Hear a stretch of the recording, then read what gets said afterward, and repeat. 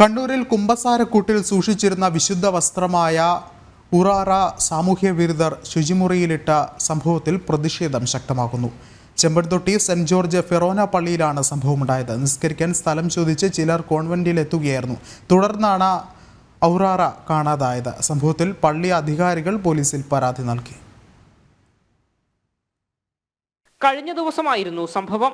വൈദികൻ കുർബാന സമയത്തും കുമ്പസാര സമയത്തും ഉപയോഗിക്കുന്ന വിശുദ്ധ വസ്ത്രമാണ് ഊറാറ. ചെമ്പൻതൊട്ടി സെന്റ് ജോർജ് ഫെറോന പള്ളിയിലെ ഈ വിശുദ്ധ വസ്ത്രമാണ് സാമൂഹ്യ വിരുദ്ധർ എടുത്തുകൊണ്ടുപോയി ശുചിമുറിയിലിട്ടത്.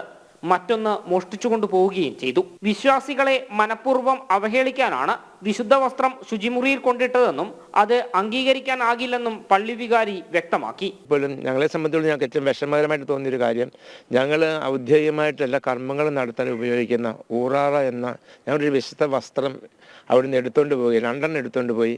ഒന്ന് ഞങ്ങൾക്ക് അതിന് ശേഷം 2 ദിവസം കഴിഞ്ഞപ്പോൾ നമ്മൾ ടോയ്ലറ്റിൽ ക്ലോസറ്റിൽ കിടന്ന് കിട്ടുകയുണ്ടായി. ബാക്കി അത് ഞങ്ങളെ സംബന്ധിച്ചുള്ള ഏറ്റവും ഒരു വിഷമമായിട്ട് തോന്നിയത്. കാരണം എന്ത് നമ്മളെ അവഹേളിക്കാൻ, അല്ലെങ്കിൽ അത് ടോയ്ലറ്റിൽ കൊണ്ടുവിടത്തില്ല. കാരണം വേറെ എവിടെ മാറ്റിയിട്ട് അല്ലെങ്കിൽ അറിവില്ലായ്മ കൊണ്ട് ചെയ്തതാണെന്ന് നമുക്ക് പറയാൻ സാധിക്കും. പക്ഷേ ഇത് നമ്മുടെ ടോയ്ലറ്റിൽ കൊണ്ടുവിടുമ്പോൾ അറിവില്ലാതെ ചെയ്താൽ നമുക്ക് വിശ്വസിക്കാൻ പറ്റത്തില്ല. അതേസമയം പ്രദേശത്ത് ഉപജില്ലാ കലോത്സവം നടക്കുന്ന സമയത്ത് പ്രാർത്ഥിക്കാൻ സ്ഥലം വേണമെന്ന് ആവശ്യപ്പെട്ടുകൊണ്ട് ചിലർ പള്ളിയുടെ ഭാഗമായ കന്യാസ്ത്രീ മഠത്തിൽ എത്തിയിരുന്നു.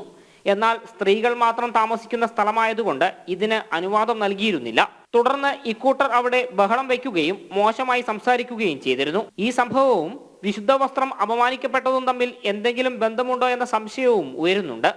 എന്നാൽ CCTV ഫുട്ടേജിൽ കുമ്പസാരക്കൂടിന്റെ ഭാഗം പെടാത്തതുകൊണ്ട് ആരാണ് വിശുദ്ധ വസ്ത്രം എടുത്തുകൊണ്ടുപോയി ശുചിമുറിയിലിട്ടത് എന്ന് തിരിച്ചറിയുവാൻ കഴിഞ്ഞിട്ടില്ല.